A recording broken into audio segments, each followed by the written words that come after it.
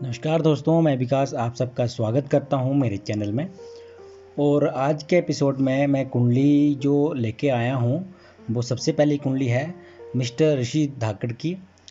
Date of birth है उनकी 7 सितंबर 1997। Time है 9:30 रात का और जन्म स्थान है शिवपुरी मध्य प्रदेश। इनका प्रश्न था अपनी जॉब से रिलेटेड और साथ में मैरिज से रिलेटेड। तो इनका जो जॉब से रिलेटेड प्रश्न था वो था कि गवर्नमेंट जॉब के योग हैं कि नहीं हैं। तो ये आपकी कुंडली है, तो आपकी कुंडली को देख के जो स्थिति है ग्रहों की उस हिसाब से चलो देखते हैं क्या इसमें योग हैं। तो यहाँ पे मेष लग्न की आपकी कुंडली है और लग्नेश जो है वो सप्तम भाव में बैठा हुआ है। उसके तो बात करूं मैं पंचम भाव की, तो पंचम भाव में सूर्य बुध और राहु की युति है। उसके बाद सप्तम भाव में शुक्र मंगल चंद्र इनकी युति है तुला राशि में। उसके बाद मकर राशि में गुरु जो है वो विराजमान है 10वें भाव में। उसके बाद केतु जो है वो कुंभ राशि में विराजमान है 11वें भाव में। उसके बाद देखें तो शनि जो है मीन राशि में बैठे हुए हैं, मीन राशि में बैठे हुए हैं। उसके बाद शनि जो है वो मीन राशि में बैठे हुए हैं 12वें भाव में। तो जहाँ तक आपका नौकरी का प्रश्न था, आपकी जॉब का प्रश्न था, तो वो हम देखेंगे दसम भाव से। तो 10वें भाव में सूर्य जो है मकर राशि में बैठे हुए हैं। अब कुछ जो पंडित हैं वो लोग हैं वो बोलेंगे कि गुरु नीच का हो गया, पर आपको एक बात बता दूं कि गुरु नीच का होता है 0 से 5 डिग्री के बीच में। अगर मकर राशि में हो, अगर वो 5 डिग्री से ऊपर चला गया तो जो गुरु है वो नीच का नहीं रहता और वो अच्छे फल देने के लिए बाध्य होता है। तो यहाँ पे हम डिग्री हम देखें गुरु की, तो गुरु 19 डिग्री पे बैठे हुए हैं बकरी होके। तो ऐसा नहीं है कि यहाँ पे आपको नेगेटिव रिजल्ट मिलेंगे, हालांकि आपको जॉब मिलेगी, आप जॉब भी करेंगे। और साथ में बात करूँ मैं यहाँ की आपकी जॉब की और साथ साथ आपकी सुख सुविधा की, तो गुरु की जो दृष्टि है सप्तम दृष्टि से चतुर्थ भाव को भी देख रहा है, अपने उच्च की राशि को। तो यहाँ पे सुख सुविधा से रिलेटेड आपको लाभ मिलेगा, गाड़ी वाहन मकान से रिलेटेड आपको लाभ मिलेगा और माता से रिलेटेड भी आपको सपोर्ट मिलेगी। अब जैसे कि बात की थी गवर्नमेंट जॉब की, तो यहाँ पे गवर्नमेंट जॉब के लिए हमें कुछ जो ग्रह हैं वो देखने पड़ेंगे। अब जैसे मंगल है, मंगल भी कारक ग्रह होता है गवर्नमेंट जॉब का। तो मंगल जो है अपने शत्रु राशि में बैठा हुआ है उसी के ही घर में उसके साथ। अब मंगल क्योंकि लग्नेश है यहाँ पे, तो लग्नेश जो है सप्तम भाव में बैठा हुआ है। हालांकि मांगलिक भी हो आप, तो मंगल दोष जो है यहाँ पे आपको लगेगा। और साथ में मंगल दोष की वजह से यहाँ पे क्योंकि सप्तम भाव में है, तो मंगल यहाँ पे थोड़ा सा आपका प्रॉब्लम क्रिएट करेगा। क्यों? क्योंकि वैसे लग्नेश है यहाँ पे, लेकिन यहाँ पे बात करूँ यहाँ पे उनकी शत्रु राशि की, तो क्योंकि ये जो राशि है और उनका स्वभाव जो है वो बिल्कुल ही विपरीत है, तो यहाँ पे थोड़ी दिक्कत आएगी आपको सप्तम भाव से रिलेटेड। बल्कि इसके अलावा लेकिन लग्नेश जो है वो आपका अच्छा है, लग्नेश अपने घर को देख रहा है। आप मंगल जो है तो अपने भाव को वो खराब नहीं करेगा, पर सप्तम भाव को थोड़ा सा वो दिक्कत करेगा। उसके बाद बात करो शुक्र की, शुक्र अपने ही घर में बैठे हुए हैं। वैसे कोई भी ग्रह अपने घर में बैठा हो और उसके साथ जैसे युति बनी हुई है, मंगल यहाँ बैठा हुआ है, तो शुक्र अपने घर को खराब नहीं करने देगा, पर वो बलवान कितना है वो देखना बहुत जरूरी है। तो शुक्र की बात करूं तो शुक्र जो है वो तुला राशि में 1 डिग्री में बैठा हुआ है, मतलब अभी बाल्यावस्था में है, कोई इसका प्रभाव नहीं पड़ेगा। कोई भी अपने घर को ये बैठा हुआ साथ में जरूर है, लेकिन बलहीन है, तो बलहीन होने के कारण जो है मंगल से रिलेटेड फल जो है इससे मिलेंगे ही मिलेंगे। और चंद्रमा जो है वो भी इस भाव से रिलेटेड फल देगा, साथ में लगन भाव का भी फल देगा, क्योंकि दृष्टि यहाँ पे बन रही है। अब जैसे कि गवर्नमेंट जॉब का आपने पूछा था, तो गुरु यहाँ पे विराजमान है 10वें भाव में, क्योंकि भाग्येश हैं ये 9वें भाव के स्वामी हैं, जो कि आपके 10वें भाव में बैठे हुए हैं। और उनकी दूसरी जो राशि वो है आपके व्यय भाव में, आपके सेटलमेंट के भाव में। तो यहाँ पे जो कम्बिनेशंस बन रहा है वो बन रहा है भाग्य के साथ आपके कर्म का, और कर्म के साथ आपके व्यय का, सेटलमेंट का।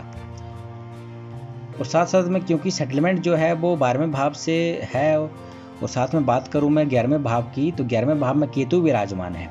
केतु यहाँ पे आपको अच्छा फल देंगे क्योंकि अपने ही मित्र राशि में बैठे हुए हैं, और वायु तत्व की ये राशि है और वायु तत्व के ही ये ग्रह हैं। तो यहाँ पे ये अच्छा फल देंगे, नौकरी आप करोगे, आप अर्निंग करोगे, और साथ साथ में क्योंकि शनि जो है वो 12वें भाव में बैठे हुए हैं, 10वें भाव का और 11वें भाव का जो रिलेशन है वो आपके 12वें भाव से बन रहा है। तो यहाँ पे आपको बताना चाहूँगा कि विदेश में पैसा लगाना या विदेश से पैसा कमाना आपके इसमें योग बन रहे हैं, कि आप विदेश में जाके पैसा कमाएंगे या विदेश में पैसा लगा के आप पैसा कमाएंगे, व्यय भी करेंगे, विदेश में व्यय करेंगे, और साथ साथ में सेटलमेंट भी वैसे ही होगी। तो यहाँ पे जो 10वें भाव का स्वामी और 11वें भाव का स्वामी शनि जो है वो त्रिक भाव में बैठा हुआ है। अब बात करते हैं यहाँ से कि शनि यहाँ पे मीन राशि 25 डिग्री पे बैठा हुआ है बकरी होके। तो ये चीज़ जो है वो कम्बिनेशन जो बन रहे हैं वो यही बन रहे हैं कि नौकरी आप करोगे, गुरु जो है वो भी नौकरी यहाँ पे दिलवाएंगे आपको। गवर्नमेंट जॉब की बात करूँ तो गवर्नमेंट जॉब में गुरु भी सहायक होता है, गवर्नमेंट जॉब में गुरु भी सहायक होता है, सूर्य सहायक होता है, पर सूर्य जो है राहु के साथ युति होने के साथ में यहाँ पे ग्रहण दोष का निर्माण हुआ। अब बुध साथ में है, बुध की जो राशियां हैं वो बैठी हुई तृतीय भाव और षष्ठम भाव में। अब क्योंकि यहाँ पे देखा जाए तो बुध जो हैं वो भी यहाँ पे योग कारक नहीं रहे, वो भी मारक हो गए, क्योंकि त्रिक भाव के स्वामी हैं जो कि पंचम भाव में बैठे हुए हैं, सूर्य के साथ राहु बैठे हुए हैं, ग्रहण दोष बन गया। तो यहाँ पे थोड़ी पंचम भाव से रिलेटेड आपको दिक्कत मिलेगी। और बचा अब मंगल। अब मंगल जो है वो यहाँ पे सप्तम भाव से रिलेटेड तो प्रॉब्लम थोड़ा करेगा, लेकिन मंगल यहाँ पे क्योंकि लग्नेश है, सप्तम भाव में बैठा हुआ है, तो आपको यहाँ पे इसकी हम दृष्टि देखें तो दृष्टि जो है वो चतुर्थ दृष्टि जो है वो आपके 10वें भाव में पड़ रही है। तो मंगल की दृष्टि गुरु में पड़ रही है, तो यहाँ पे आपको योग जो है वो अच्छे मिलेंगे। तो यहाँ पे योग जो हैं आपके वो, या तो आप ऐसा कोई फील्ड होगी आपकी, चाहे विदेश में जा करें, विदेश में जैसे सेटलमेंट के विदेश में अर्निंग करने के योग हैं, पर जो भी है आपके मंगल और गुरु के साथ जो युति दृष्टि संबंध बन रहा है मंगल का गुरु के साथ, तो यहाँ पे क्या होगा कि आपका जो प्रोफेशन होगा, आपकी जो जॉब होगी वो ऐसी होगी कि आप लोगों को हैंडल करोगे, ऐसी आपकी जॉब होगी। साथ में जॉब जो है, आप ये जो जॉब है ये आर्मी का भी दे सकती हैं, आर्मी की जॉब भी दे सकता है मंगल गुरु की स्थिति में। और साथ साथ में शनि जो है, शनि जैसे आप 12वें भाव में बैठा हुआ है तो व्यय तो करवाएगा ही करवाएगा, अर्निंग भी करवाएगा, व्यय भी करवाएगा। और व्यय जो है वो विदेश में व्यय आप करोगे या विदेश में रहकर भी आप जॉब कर सकते हो, ऐसे आपके योग हैं। उसके बाद जैसे आपने बात की थी अपने मैरिड लाइफ के बारे में, तो जब शादी आपकी होगी तो सबसे पहले तो आप मंगल दोष का जो उपाय जो है वो आप कर लें, क्योंकि मंगल यहाँ पे सप्तम भाव पे है। तो यहाँ पे मंगल क्योंकि अपनी शत्रु राशि में बैठा हुआ है तो यहाँ पे थोड़ा हानि करेगा। वैसे लग्नेश जो है वो हानि नहीं करता है, पर यहाँ पे जो स्थिति है मंगल की वो अच्छी नहीं है। हालांकि लग्नेश हैं, पर यहाँ पे थोड़ी दिक्कत होगी, क्योंकि मंगल जो है यहाँ पे सप्तम भाव से रिलेटेड यहाँ पे बैठा हुआ है, तो मंगल यहाँ पे थोड़ी दिक्कत करेगा ही करेगा। तो ये चीज़ आप कर लें। बाकी देखें हम तो चंद्र यहाँ पे जैसे बैठा हुआ है, चंद्र भी अपनी जो शत्रु राशि में बैठा हुआ है यहाँ पे, तो चंद्रमा जो है वो चतुर्थ भाव का स्वामी है जो कि सप्तम भाव में बैठा हुआ है। तो चंद्रमा के सौम्य ग्रह है, यहाँ पे ज़्यादा दिक्कत नहीं होने वाली।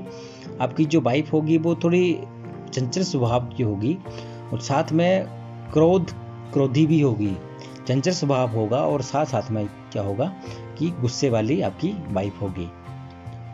तो ये थी आपकी कुंडली के बारे में जैसे आपने पूछा था। अब बात करते हैं अगली कुंडली की। अगली कुंडली है वो है प्रभात कुमार झा की। इनकी डेट ऑफ बर्थ है 24 जुलाई 1993। टाइम है 7:20 सुबह का और जन्म स्थान है सीतामढ़ी, बिहार। इनका प्रश्न, सबसे पहले प्रश्न था कि क्या मैं मांगलिक हूँ, और दूसरा प्रश्न था कि जॉब कैसे मिलेगी, गवर्नमेंट मिलेगी या प्राइवेट मिलेगी, और साथ में उनका जो प्रश्न था उसके बाद कि शादी कब होगी। तो चलो चलते हैं कि कुंडली में और देखते हैं ग्रह की स्थिति क्या है। तो यहाँ पे सिंह लग्न की आपकी कुंडली है और लग्न में ही मंगल विराजमान है। तो जैसे कि आपका प्रश्न था, पहला प्रश्न कि आप मांगलिक हो, तो यहाँ पे आपको बताना चाहूँगा कि आप मांगलिक हो क्योंकि मंगल जो है वो आपके लग्न में बैठा हुआ है। और उसके बाद दूसरे भाव में, जैसे दूसरे भाव की बात करूँ तो दूसरे भाव में कन्या राशि में गुरु और चंद्र बैठे हुए हैं, और उसके बाद चतुर्थ भाव में राहु बैठे हुए हैं नीच के होके। उसके बाद बात करूं, शनि जो है वो अपने ही भाव में बैठे हुए हैं, अपनी ही राशि में बैठे हुए हैं, सप्तम भाव में। उसके बाद शुक्र और केतु जो हैं वो दसम भाव में बैठे हुए हैं, वृष राशि में। उसके बाद बुध जो हैं वो बुध जो हैं वो 11वें भाव में बैठे हुए हैं अपनी ही राशि में। उसके सूर्य जो हैं वो कर्क राशि में, सूर्य बैठे हुए हैं कर्क राशि में। तो सबसे पहले आपको, जैसे मैंने आपको बताया कि आप मांगलिक हो क्योंकि मंगल आपके लग्न में बैठा हुआ है। और दूसरी बात ये करूं कि सूर्य जो है आपका लग्नेश जो है वो व्यय भाव में बैठ गया। आपका जो लग्नेश सूर्य जो है वो 12वें भाव में बैठा हुआ है, त्रिक भाव में। अब मंगल जो है वो उसका दोष प्रभावी कितना रहेगा वो देखा जाएगा कि 24 डिग्री पे ये बैठे हुए हैं। तो यहाँ पे मंगल दोष का आपको प्रभाव पड़ेगा ही पड़ेगा, क्योंकि मंगल की दृष्टि भी यहाँ पे पड़ रही है सप्तम भाव में। तो यहाँ पे दिक्कत करेगा, वो दिक्कत करेगा आपके रिलेशन में जो है वो दिक्कत करेगा, आपके लड़ाई झगड़े होने में दिक्कत करेगा, आपको काफ़ी ज़्यादा इसमें प्रॉब्लम आएगी मैरिड लाइफ में। हालांकि शनि जो है वो आपके सप्तम भाव में है और अपनी ही राशि में विराजमान है। मतलब परिवार, आपके जो परिवार है उसकी तरफ से आपकी वाइफ को काफ़ी ज़्यादा सम्मान मिलेगा, और आपके ससुराल में भी आपको सम्मान मिलेगा। लेकिन पत्नी के द्वारा, ये पत्नी के साथ या पति के साथ जो है दोनों की आपस में अच्छी नहीं बनेगी। अब मंगल दोष है तो ये मंगल दोष जो है वो शादी में देरी भी करवाता है, तो आप इसका उपाय करवा लें। और मंगल के जो फास्ट है, मंगलवार के फास्ट आप करें और हनुमान जी की आप आराधना करें, तो आपको जो है मंगल दोष का थोड़ा प्रभाव जो कम हो जाएगा। वैसे भी अगर मंगल दोष को देखें तो मंगल 28 साल के बाद जो है मंगल दोष का जो है प्रभाव कम हो जाता है कुंडली में और आपकी लाइफ में भी। चलो बात करते हैं अब दूसरे भाव की। तो दूसरे भाव में गुरु और चंद्र बैठे हुए हैं बुध की राशि में। अब क्योंकि यहाँ पे गुरु चंद्र इकट्ठे हैं तो गज केसरी योग निर्माण कर रहे हैं। अब गज केसरी योग निर्माण हो रहा है, नहीं हो रहा है, कहीं भी कोई प्रॉब्लम तो नहीं है, वो देखेंगे। सबसे पहले देखेंगे इनका बल। तो गुरु जो है वो कन्या राशि में 14 डिग्री पे है, चंद्र जो है वो कन्या राशि में 9 डिग्री पे है, तो दोनों ही लगभग अच्छे हैं। और साथ में बात करूं कि किसी बुरे ग्रह की यहाँ पे दृष्टि तो नहीं पड़ रही है।